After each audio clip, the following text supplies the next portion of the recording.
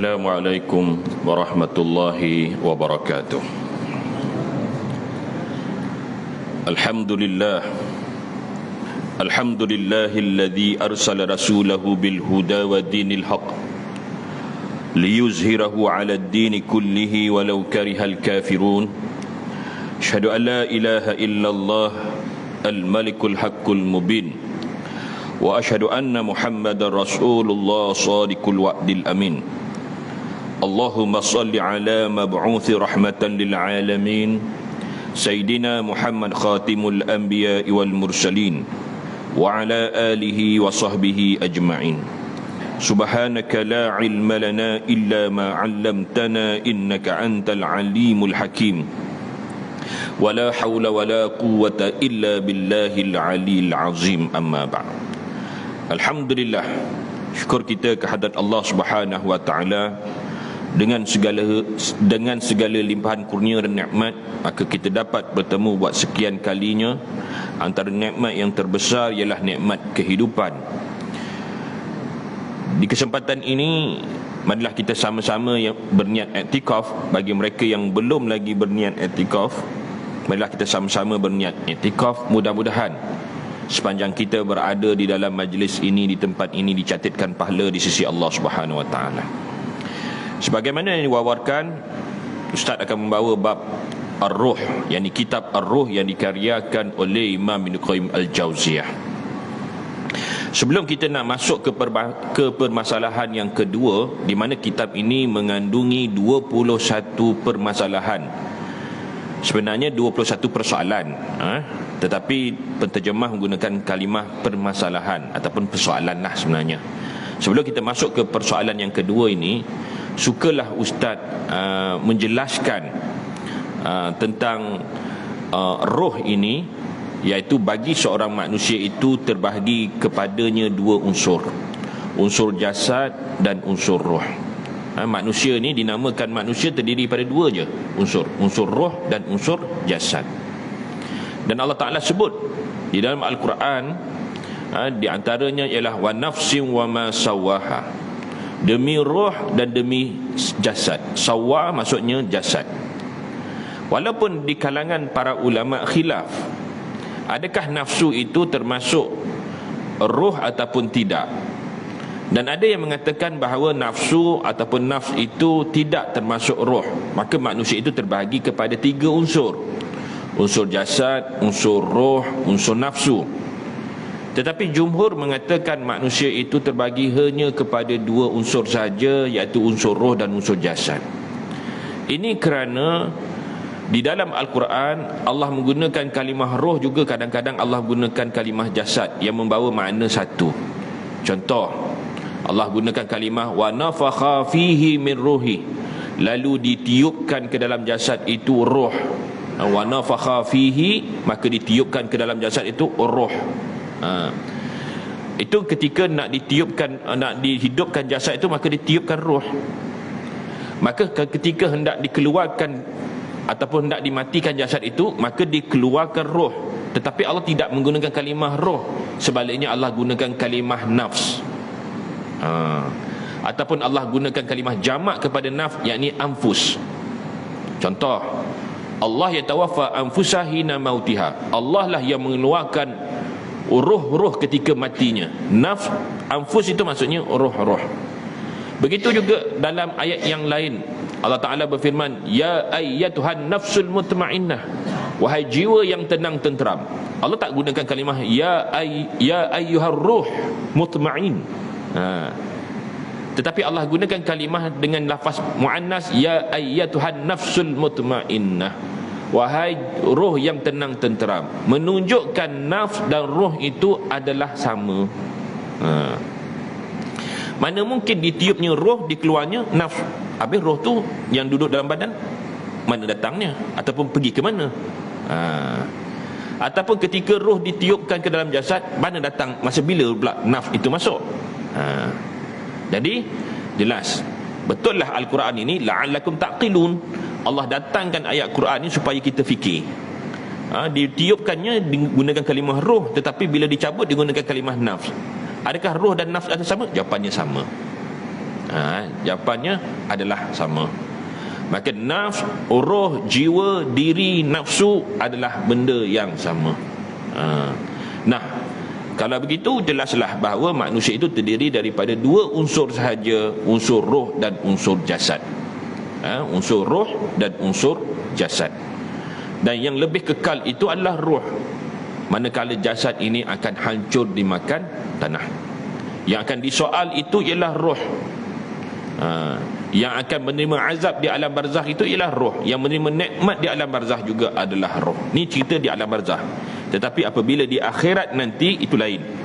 Itu akan dibangkitkan roh bersama jasad. Dan jasad di waktu itu pun min khalqin jadid, dengan satu ciptaan yang baru. Kenapa? Sebab Quran sendiri sebut ada di kalangan mereka yang dibangkitkan dalam keadaan buta matanya. Lalu mereka pun mengadu, kenapa kami buta? Dulunya kami di dunia ini celik. Ya, sebab apabila datangnya kebenaran, mereka berpaling. Mereka tidak melihat kebenaran yang datang kepadanya. Dia butakan matanya. Lalu Allah jadikan betul-betul buta di akhirat. Jadi min khalqin jadid, Allah jadikan satu ciptaan yang sangat baru. Belum lagi kita ceritakan ada di kalangan mereka yang jalannya di atas perut, di atas harta haram yang dimakannya, banyak lagi lah. Jadi nak jelaskan bahawa, yang saya nak ceritakan bahawa manusia itu terbagi pada dua unsur sahaja, unsur roh dan unsur jasad. Dan di dalam kitab ini nanti kita akan jumpa pertemuan perbahasan mengenai Allah Ta'ala sebut Allah yatawaffa anfusahina mautiha. Yang ini dalam persoalan yang ketiga nanti. Allah lah yang mengeluarkan roh seseorang itu ketika dia mati. Allah jugalah wallati lam tamut fi manamiha. Allah jugalah yang mengeluarkan roh seseorang itu ketika tidur dan tidak mati. Makanya keluarnya roh daripada jasad itu ada dua cara. Satu disebabkan kematian, yang menyebabkan bila roh keluar daripada jasad disebabkan kematian, lumpuh segala anggota badan. Maksudnya badan sudah tidak berfungsi lagi, jantung tidak berfungsi lagi, darah sudah tidak mengalir lagi. Tetapi kalau roh keluar disebabkan tidur, itu jantungnya masih lagi berfungsi, darahnya masih lagi mengalir, bahkan juga masih lagi berdengkur. Maksudnya roh itu masih ada di dalam badan. Macam mana kita nak faham roh keluar ketika tidur? Rohnya keluar tapi roh ada dalam badan. Imam Ibn Qayyim Al-Jawziyah memberikan contoh itu seperti matahari. Walaupun matahari itu berada di angkasa lepas, tetapi cahaya dan kepanasannya dirasakan manusia yang berada di dunia. Maksudnya apa? Matahari tak datang ke dunia, tetapi cahayanya sampai ke dunia. Begitulah juga perumpamaan yang boleh kita buat ialah kita tutup bangunan, kita tutup lampu dalam bangunan ini, kita gelap. Lalu kita nyalakan satu lampu suluh dan nyalakan, kita halakan ke belakang, di dinding belakang, dan kita nampak cahaya itu di dinding belakang. Walaupun kita nampak cahaya itu di dinding, tapi asal cahaya itu masih lagi berada di lampu torchlight kita. Artinya roh ketika keluar, ketika tidur itu tidak sama seperti roh keluar ketika mati. Roh keluar ketika mati itu roh itu keluar semua, badan tidak berfungsi. Tetapi kalau roh keluar ketika tidur, rohnya masih ada di dalam badan, tetapi rohnya juga keluar, keluar daripada jasad, tetapi masuk ke alam roh. Sebab itu di dalam badannya masih lagi ada roh. Dan Allah Ta'ala sebut wa nafsin wa ma sawwaha, demi roh dan demi jasad. Bererti bahawa satu roh hanya satu jasad. Tidak mungkin roh apabila dia keluar ketika tidur, dia boleh berpindah ke tempat lain. Tak mungkin. Sebab dia akan balik kepada roh yang ada dalam jasad. Maknanya roh itu tali menali, sambung menyambung. Maknanya takkan tuan-tuan alih pun jasad tu, dia tidur dalam masjid, orang dah solat isyak pun masih tidur lagi, lalu orang bawa dia balik rumah. Tak ada, dia balik masjid cari mana badan dia. Ingat tadi last kali tidur kat sini. Tak ada, dia akan balik, dia akan jaga juga. Sebab apa? Roh tu ditali menali dengan jasadnya. Maknanya roh tetap berhubung dengan jasadnya. Dan tidak mungkin roh lain boleh masuk, tak mungkin. Jadi kalau roh lain tidak boleh masuk ke dalam jasad kerana dalamnya ada roh, jadi bagaimana boleh berlakunya tanasukh al-arwah, yakni perpindahan roh dalam jasad orang lain. Tak mungkin. Boleh faham Sebab tu kalau kita faham tentang makna roh ni, perbahasan roh, jadi kita tidak akan terpengaruh dengan cerita-cerita yang ada di luar. Contohnya tanasukh al-arwah dan sebagainya. Tanasukh ni perpindahan roh. Tanasukh al-arwah juga dibahaskan dalam kitab ini yang disebut inkarnasi. Biasanya bukan dalam agama Islam yang berlakunya inkarnasi. Bila meninggal seorang ni, dia masuk ke badan bayi ataupun binatang dan sebagainya, tidak akan berlaku. Sebab Allah Ta'ala ciptakan satu roh, hanya satu jasad. Dia tak mungkin boleh pindah-pindah. Kalau dikeluarkan ketika tidur sekalipun, tetap juga roh itu tali menali dengan jasad. Sebab ada orang tanya, Ustaz, tak pernah tersilap ke roh ni? Bila dah keluar, pergi jalan jauh semua, lepas tu balik, dia boleh kenal lagi ke roh kita, jasad kita? Jawapannya kenal lah. Dia boleh balik pun, sebab dia masih lagi berhubung dengan jasad. Itu belum lagi kita dengar cerita, jangan conteng muka orang tidur, nanti roh tak kenal tuan dia. Kan? Dan tuan-tuan pun sama juga lebih kurang, kan, cerita benda. Takkan mungkin. Sebab apa? Sebab tak ada kena-mengena pun. Sebab dia masih lagi tali menali. Dia berhubung dengan jasad. Kan? Sebab kalau kita faham tu, jelas. Itu dia. Sebab tu kita kena faham betul-betul. Dan juga perbahasan roh ini bukan sahaja daripada sudut saintifiknya, nanti kita akan buktikan dengan sudut saintifik, tetapi lebih daripada akidah. Contohnya, dari segi kesalahfahaman tentang roh itu, itulah maka menyebabkan berlakunya kesesatan. Contohnya, man arafa nafsah arafa rabbah. Barang siapa yang mengenal dirinya, maka dia akan kenal Tuhan. Maka dia mencari Tuhan itu dengan melihat kepada dalam dirinya, iaitu roh. Lalu ada pula yang mengatakan bahawa roh itu adalah bayangan Tuhan, kerana sifat Tuhan itu menghidupkan yang mati. Bukankah roh itu bila mana ditiupkan kepada jasad yang mati itu menjadi hidup? Jasad asalnya mati, tetapi bila ditiupkan padanya roh, maka roh badan itu hidup. Maka dia kata sebenarnya yang menjadikan hidup itu adalah roh. Maka roh itu adalah jelmaan Tuhan. Kacau lagi. Tetapi kita, apabila kita mempelajari roh, bahawa roh ini adalah makhluk Allah Ta'ala. Buktinya Allah Ta'ala sebut di dalam Al-Quran, wa iz akhadha rabbuka min bani adam min zuhurihim wa zurriyatahum wa ashhaduhum ala anfusihim alastu birabbikum qalu bala syahidna.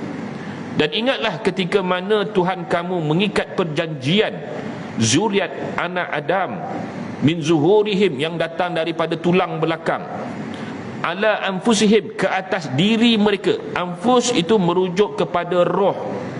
Sebelum jasad diciptakan, roh dah diciptakan dulu. Lalu Allah Ta'ala tanya kepada mereka, alastu birabbikum, bukankah aku ni Tuhan kamu? Lalu mereka menjawab, qalu bala syahidna, ya engkau Tuhan kami dan kami menjadi saksi. Maka menunjukkan bahawa roh itu adalah makhluk. Roh semua mengaku bahawa Allah itu adalah Tuhan. Maka diri kita itu adalah roh sebelum kita dihidupkan ataupun ditiupkan ke dalam jasad. Maka dengan memahami roh ini dengan sebenar, berpandukan daripada apa yang disebut di dalam Al-Quran dan juga hadis, maka kita tidak akan tersesat. Tidak sebagaimana fahaman Kristian. Mereka memahami roh itu dengan mengatakan Nabi Isa alaihissalam itu adalah jelmaan Tuhan.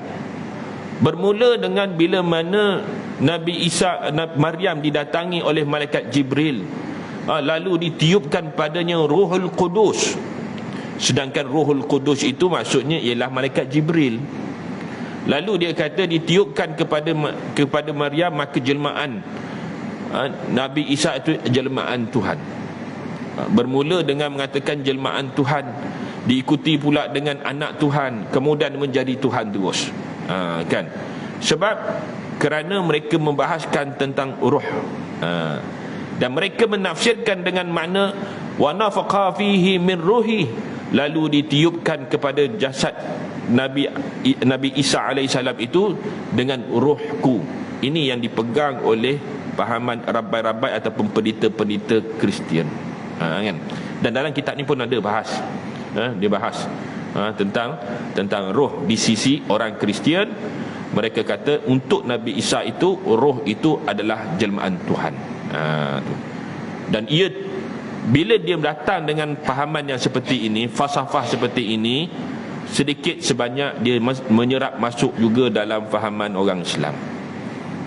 Itu dia panggil ikhtilat, yakni berlaku campur bau fahaman-fahaman, dan kesesatan yang berlaku itu masuk daripada pintu falsafah.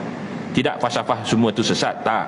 Ada falsafah yang baik, tetapi bila dia dah masuk kepada akidah, sebab tu di Mesir dia ada satu syubah ataupun kuliah, iaitu dia panggil akidah wal falsafah, akidah dan juga falsafah, kan.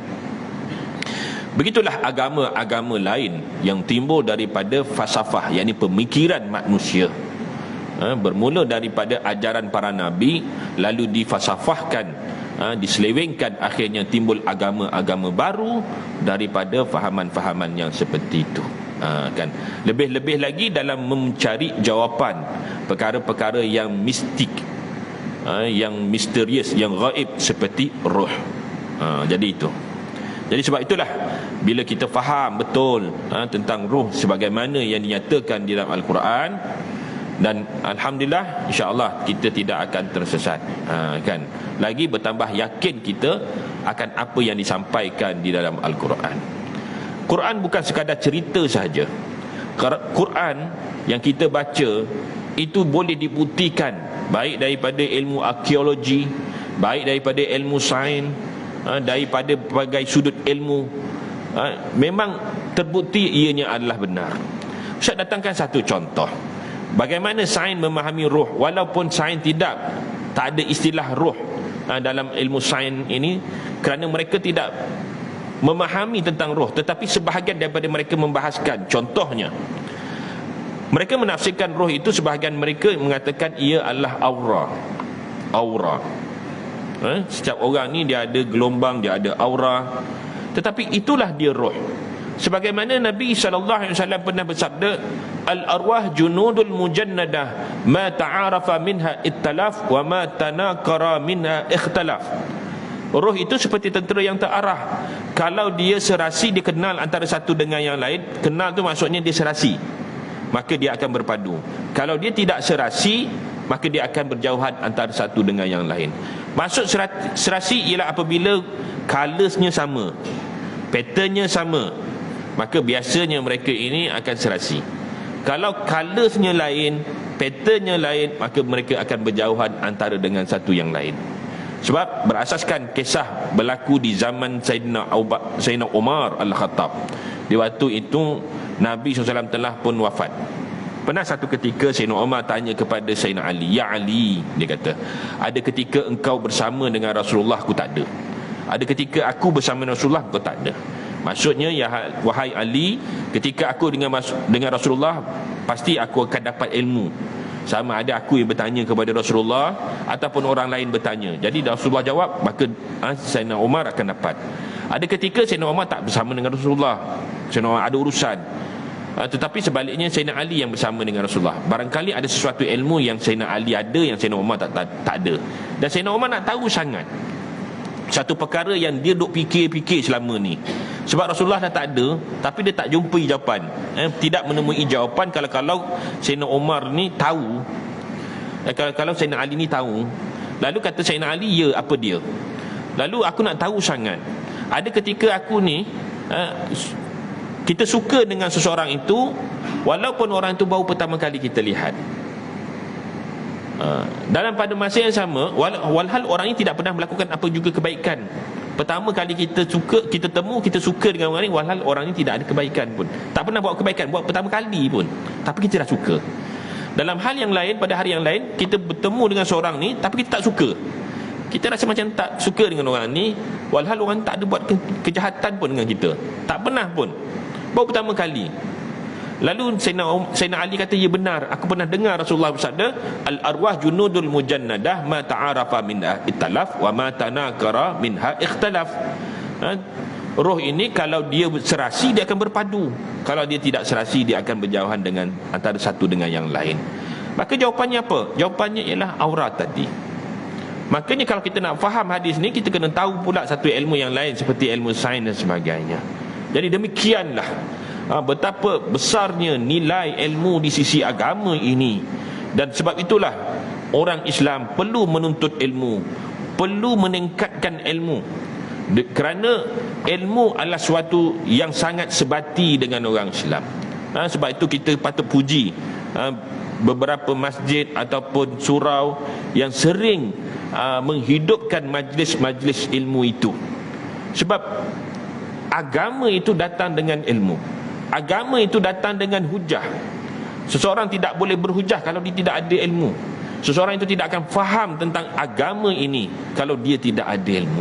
Sebab itu perlu kepada kita melazimi dalam majlis ilmu. Sebagaimana kata penyair Arab, ya talibal ilma bashirun war'a wajtanib nauma wahzur syab'a dawamu ala darsi la tafarraqah fal ilmu bid darsi qama wartifa'ah. Artinya, ya talibal ilma, wahai penuntut ilmu, basyirun war'a, lazimilah kamu dengan sifat wara'. Orang menuntut ilmu, dia mesti ada sifat wara'. Mesti wara'. Apa sifat wara'? Yang wajtanib nauma wahdzur syab'a. Yang ini kurangkan kekenyangan dan kurangkan tidur. Maksudnya apa? Banyakkan berjaga malam, yakni qiyamul lail, dan banyakkan berpuasa. Besok hari Khamis boleh puasa, kan? Dawamu ala darsi la tafarraqah. Sifat orang wara' dengan sifat orang menuntut ilmu sama, iaitu kena melazimi majlis ilmu ataupun dengan sentiasa belajar, kan? Dawamu ala darsi la tafarraqah, kena sentiasa belajar. Tak kira lah belajar dalam majlis seperti ini ataupun belajar secara online ataupun belajar, pokoknya kena timba ilmu.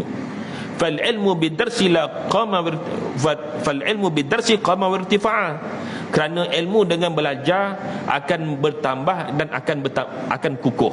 Maksudnya akan bagi orang yang menuntut ilmu tu, dia akan lebih faham bila dia melazimi dengan sentiasa belajar dan menghadiri majlis ilmu. Itu dia.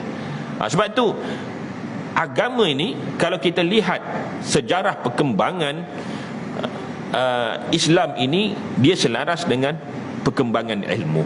Jadi sebab itulah kita lihat kitab-kitab yang membahaskan seperti roh ini tidak terdapat dalam agama-agama yang lain. Tak dapat. Cuma yang ada dalam kitab agama ini, di antara yang dikaryakan oleh Imam Ibn Qayyim Al-Jauziyah. Dalam nak memahami roh pun kita masih lagi terkial-kial. Apatah lagi kalau kita lihat roh ni pergi ke mana. Roh ni pergi ke mana, kan? Selepas mati roh ni pergi ke mana? Jadi itulah yang dinyatakan oleh Imam Ibn Qayyim Al-Jauziyah. Adakah roh-roh orang yang mati itu kerap bertemu ataupun ziarah menziarahi serta ingat mengingati antara satu dengan yang lain? Roh kalau dah meninggal, nanti roh pergi ke mana? Dia akan masuk ke alam roh.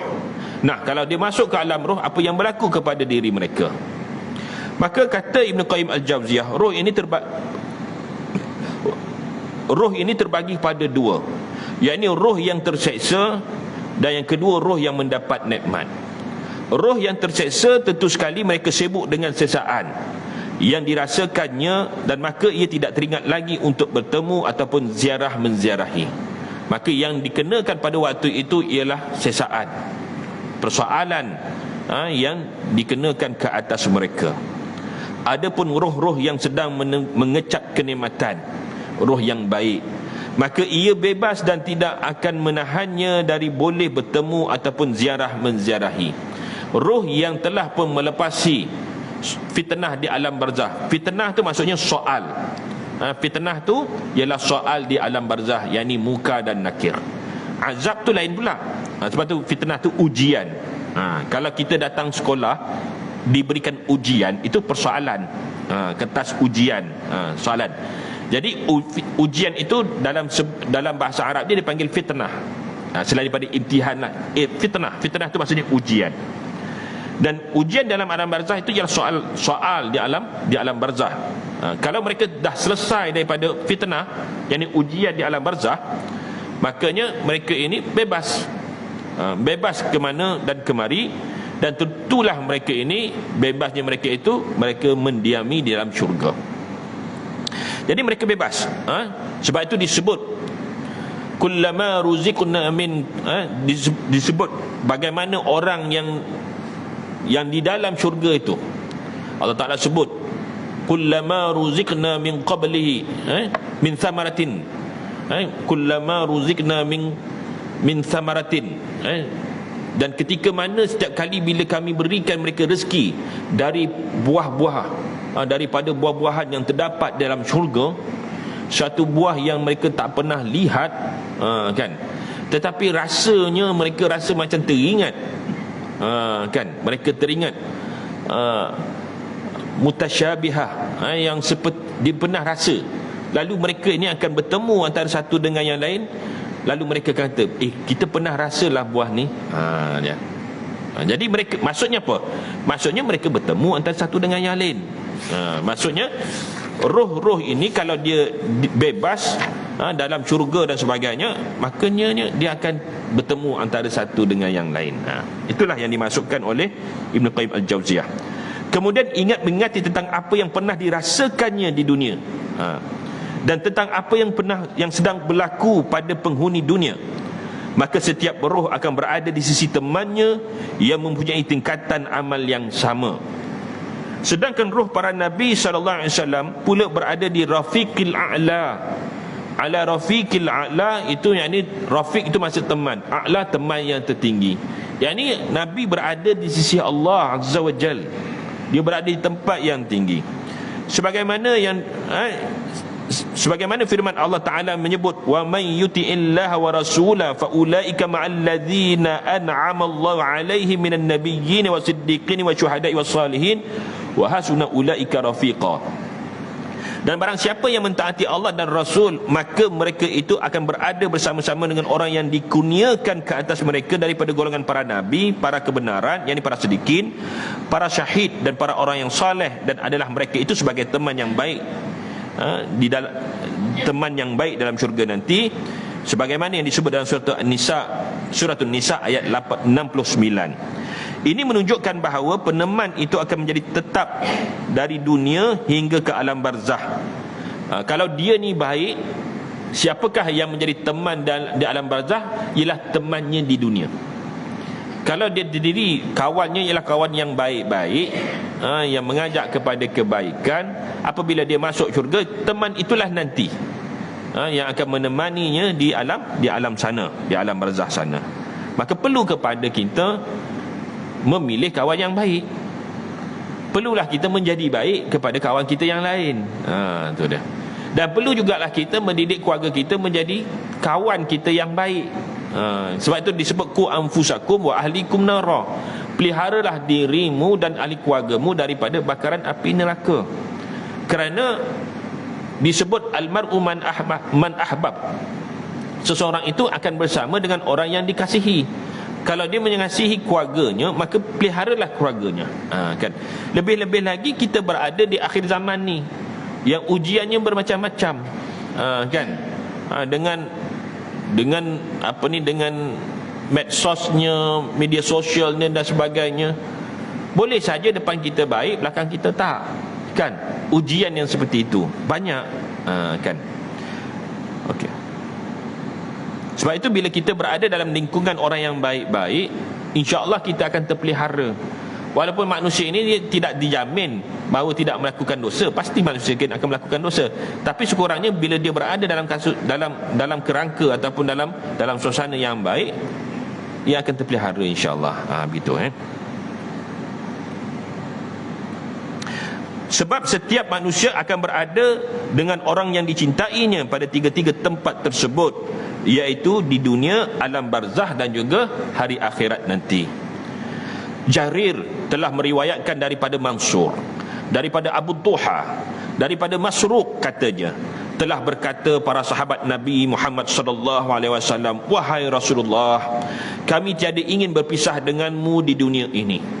Di kalangan sahabat, mereka ini memang nak sangatlah bersama dengan Nabi. Nabi ni pertama sekali, Nabi ni, sifat Nabi itu sendiri, sebelum Nabi menjadi Rasul pun Nabi ni disenangi. Nabi ni orang yang sangat disenangi. Sebelum Nabi lagi, ayahnya Abdullah pun orang disenangi, orang yang sangat dikasihi oleh masyarakat Quraisy. Kan? Mana tidaknya tuan-tuan pun tahu kisah dia kan. Bila mana Abdul Muttalib pernah bernazar, kalau anak dia 10 orang, dia bernazar dia nak korbankan seorang. Kan? Sebab kisahnya dulu lagi, oleh kerana Abdul Muttalib ni dijumpai, kisah dia dijumpai, kan, anak dia seorang, anak yang tua namanya Haris. Ini disebut dalam kitab sirah. Jadi menjadi kebiasaan, masa di waktu itu air Zam-Zam tak ada. Air Zam-Zam pernah ada sekejap je, itu ketika zaman Nabi Allah Ismail. Lepas tu hilang, lepas tak ada dah. Jadi orang datang buat haji, kefarduan haji itu telah difardukan di zaman Nabi Allah Ibrahim. Jadi orang datang buat haji, air tak ada, dan di lembah yang kontang. Jadi sampailah satu ketika di waktu itu berhala dah banyak. Jadi Abdul Muttalib ni mimpi bahawa agar menggali perigi di suatu tempat. Di antara berhala-berhala tu ada satu tempat, ada kata berhala Nailah, dan ada kata berhala yang paling besar. Lalu di waktu itu Abdul Muttalib dia gali bersama anak dia Haris, kan. Ketika dia gali, orang Quraisy ni sindir. Dia kata kat situ mana ada air, kalau ada lama dah kami gali. Macam itulah biasa. Sokongnya tidak, perlinya ya, kan. Apa bangsa pun sama je tuan-tuan, kan. Jadi ditakdirkan memang keluar air. Bila keluar air, yang lain sibuk nak bantu. Tu masa mula tak nak bantu, tapi bila dah keluar air, semua sibuk nak claim bantu. Jadi Abdul Muttalib ni pandai. Abdul Muttalib tak kasih, jangan bantu. Nanti kalau dia bantu, nanti kemudian dia akan claim dia pun terlibat sama. Jadi Abdul Muttalib kata tak boleh. Jadi dia dengan anak dia Haris je. Jadi sejak jumpanya air, itu menyebabkan orang makin lama makin ramai datang, kan. Jadi bila makin lama makin ramai datang, dan menjadi oleh kerana air ni adalah milik Abdul Muttalib, maka dia kena beri minum kepada penziarah. Jadi dia rasa susah. Dan di waktu itulah, lepas pada itulah dia dilantik menjadi penguasa. Sebab air adalah sumber terpenting, jadi dia jadi penguasa Mekah tu. Jadi dia jadi susah. Lalu dia bernazar, kan. Dia kata kalau dia dapat 10 anak lelaki, dia bernazar dia akan korbankan seorang. Tu cerita dia. Bayangkan nak dapat anak pun susah, tapi tiba-tiba nak dapat 10. Minta yang bukan-bukan, kan. Konon-konon tak dapat, kan. Kalau 9 tak jadi, kan. Kalau 11 pun tak jadi. Memang jadi pula tu. Allah Ta'ala bagi anak laki semua, kan. Laki semua. Sampai yang terakhir Abdullah. Lepas tu tak dapat anak dah. Memang Allah tunaikan. Allah jadikan dia. Sampailah kali kedua, mimpi lagi. Wahai Abdul Muttalib, tunaikan janji kamu. Sudah, kan. Jadi bila anak tu dah membesar, maknanya Abdullah pun sendiri dah besar, anak yang terakhir tu dah besar, anak itu disenangi dibandingkan adik-beradik yang lain. Jadi sehinggalah apabila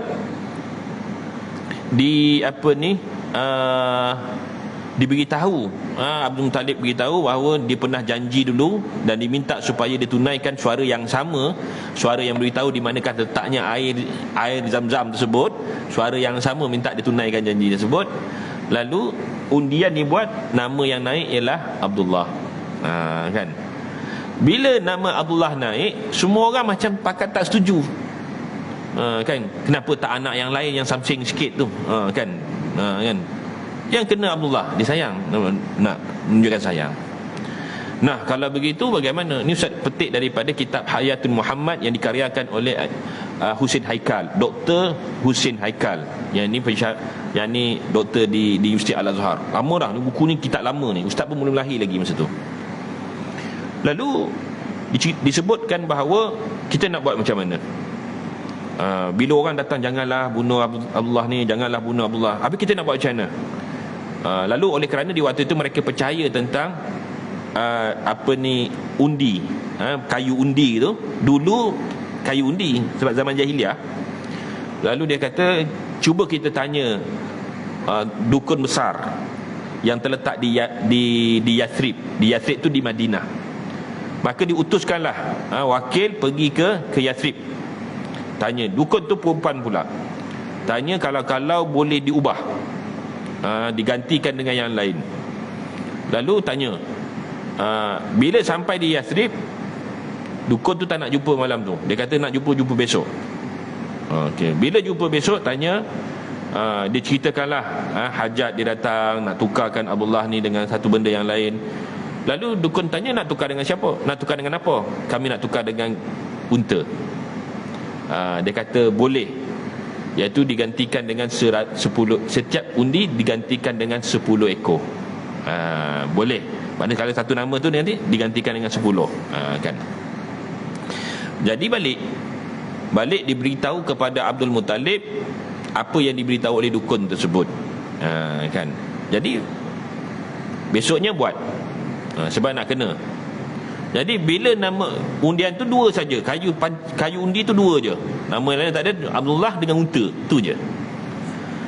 Kali pertama undi keluar nama Abdullah, maka digadaikan, maka ditetapkan okey 10 unta. Buat kali kedua nama Abdullah lagi. Kan, mungkinlah dia orang cuba juga macam mana pun, jumpa nama Abdullah lagi. Bila nama Abdullah dah mula kali ketiga pun nama Abdullah, didapati Abdul Muttalib dah tak ada dah. Abdul Muttalib dah tak ada ketika buat undian tu. Abdul Muttalib kat mana? Dekat Kaabah tu. Jadi mereka buat undian ni depan berhala besar. Jadi begitulah berterusan sampai kali ke-10. Sampai kali ke-10 pun nama Abdullah jadi genaplah 100 ekor unta. Kemudian apabila undian kali ke-11 itu keluar nama unta, bergegar Mekah tu, punya orang gembira. Maknanya sayangnya dengan Abdullah tadi, gembira ni. Jadi bila keluar je nama unta, bergembira, mereka cari mana Abdullah. Abdullah tak ada.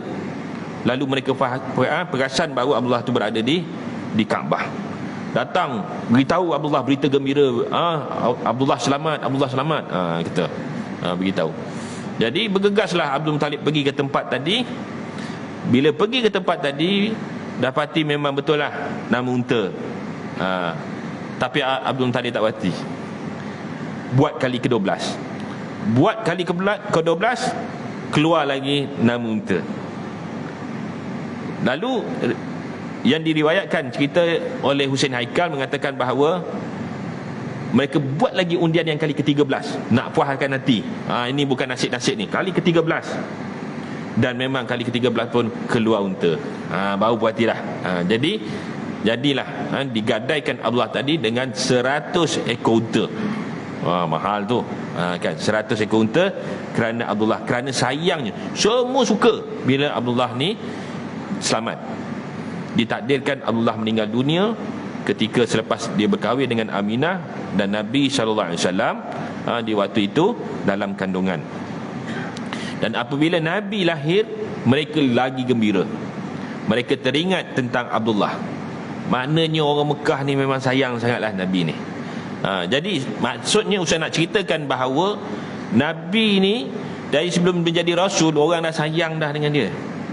Apatah lagi Nabi ni menjadi Rasul, lagilah Nabi ni disayangi oleh sahabat, sahabat Nabi. Sehingga pernah ada orang tanya, tabi'in bertanya kepada sahabat, kepada Sayyidina Ali, sebab dia tak jumpa Nabi. Dia cuma dengar cerita je Nabi ni hebat dalam peperangan, mentadbir. Lalu dia tanya, adakah Rasulullah ini seperti mata pedang? Adakah Rasulullah ini seperti pedang? Lalu kata Sayyidina Ali, tak, Rasulullah ini seperti bulan. Bulan ni macam mana? Bila bulan kita tengok kat langit dikelilingi oleh bintang-bintang, maka dialah yang paling menonjol. Kan? Dan begitulah Nabi ni, apabila dia berkumpul, dialah yang paling orang tertarik dengan dia. Dari segi fizikalnya, dari segi adabnya, dari cara percakapannya, dan segalanya, Nabi ni disenangi. Nabi ni disenangi. Maknanya kalau ada Nabi, lega sikit. Banyak hal boleh. Mana tidaknya kalau orang ada masalah, dia akan cerita. Dan Nabi cukup menjaga rahsia. Nabi cukup menjaga maruah seseorang itu. Cukup jaga. Jadi sebab itulah orang yang datang daripada jauh, bila mana mereka kehilangan, putus bekalan dan sebagainya, nak balik tak boleh, yang mereka cari Nabi. Yang mereka cari ialah Nabi. Dan itulah, dan sebab itulah bila Nabi ni segala-galanya. Jadi bagi mereka ini, kalau boleh mereka naklah Nabi ni bukan sahaja di dunia, mereka juga nak bersama Nabi ketika di akhirat nanti. Mereka nak sama. Jadi dah masuk isyak dah?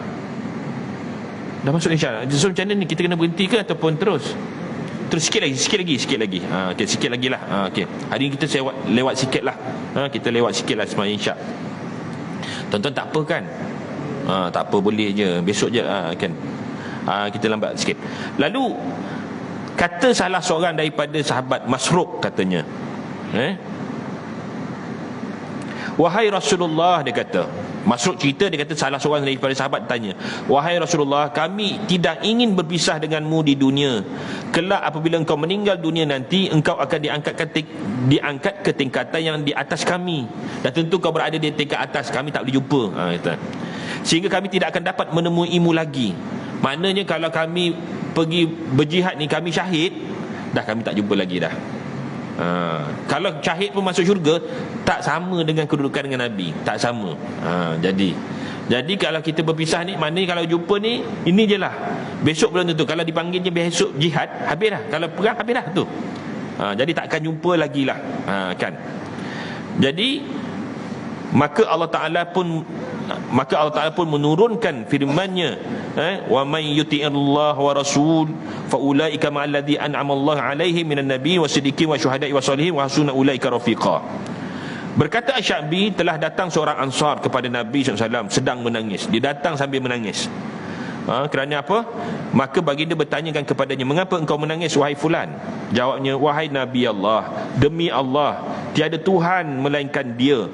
Sungguh engkau kucintai dalam diriku lebih daripada kaum, keluargaku dan harta bendaku. Maknanya sayangkan Nabi ni mengatasi diri dia, harta dan keluarga dia. Demi Allah, dia kata, yang tiada Tuhan melainkan Dia. Engkau lebih kucintai daripada diriku sendiri, dan aku sentiasa mengingatimu sedang aku berada bersama-sama dengan keluargaku. Maknanya kalau dia ada perayaan ke ataupun bersama dengan keluarga, pasti dia akan ingat Rasulullah. Rasulullah tak ada dengan dia. Kan? Maka dengan tiba-tiba timbul satu perasaan dalam diriku, hingga aku teringat nanti akan berlaku kewafatanmu dan kewafatanku. Bagaimana kalau engkau wafat ataupun aku sendiri yang mati? Maka yakinlah aku bahawa aku tidak akan bertemu lagi denganmu sesudah kita berpisah di dunia nanti. Kan? Sebab engkau akan diangkat di tingkat para nabi. Dan yakinlah aku lagi bahawa jika aku masuk syurga kelak, aku akan berada di tempat yang lebih rendah daripada engkau berada. Kan? Mendengar kata-kata itu, Nabi diam. Maknanya apa? Nabi sendiri tak cakap apa-apa. Nabi diam. Maka Allah Ta'ala pun menurunkan ayat tadi. Ini asbab musabab kenapa ayat ini turun. Maka turunlah ayat ini, wa man yuti'illah wa rasulahu fa ulaika ma'al ladzina an'ama Allahu 'alaihim minan nabiyyin wasiddiqin wasyuhada'i wasalihin wa hasuna ulaika rafiqa dzalika fadlu minallah wa kafa billahi 'alima.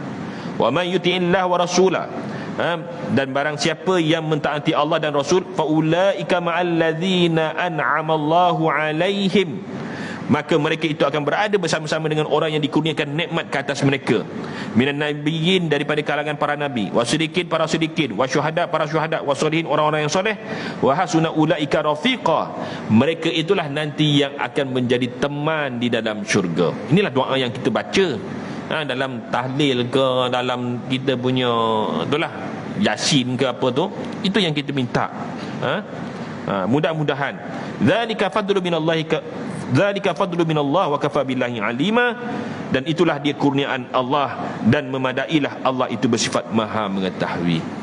Kan, mudah-mudahan dah habis dah masa ni, berhentilah kan. Mudah-mudahan kita akan sambung lagi perbahasan kita yang akan datang. Kisahnya ialah kisah tentang pertemuan orang yang mati nanti, di mana mereka akan bertemu dengan antara satu dengan yang lain, termasuk jugalah mereka yang telah pun wafat. Yang Nabi pun telah wafat, para sahabat pun telah, ada yang telah meninggal dunia, maka di saat ini mereka bertemu antara satu dengan yang lain. Kan, nanti kita akan tengok pula satu hadis yang lebih menarik, yakni pertemuan antara para nabi. Nabi, ruh-ruh para nabi ni, sebagaimana yang diceritakan oleh Ibn Qayyim Al-Jauziyah, dan kisah ini berlaku ketika berlakunya peristiwa Isra' wal Mi'raj. Itu menarik, satu yang menarik. Jadi itu saja. Yang baik datang daripada Allah, yang salah, yang silap adalah kelemahan dari Ustaz sendiri yang menyampaikan. Ustaz maaf. Aqulu qawli hadza wa astaghfirullah. Bismillahirrahmanirrahim. Alhamdulillahirabbil alamin, wassalatu wassalamu ala asyrafil anbiya'i wal mursalin wa ala alihi wa sahbihi ajma'in. Allahumma faqihna fid din wa 'allimna ta'wil. Allahumma ij'alna minal ladzina yastami'una al-qaul fanattabi'una ahsanah. Wa sallallahu ala sayyidina Muhammad wa ala alihi wa sahbihi wasallam. Walhamdulillahirabbil alamin. Assalamualaikum warahmatullahi wabarakatuh.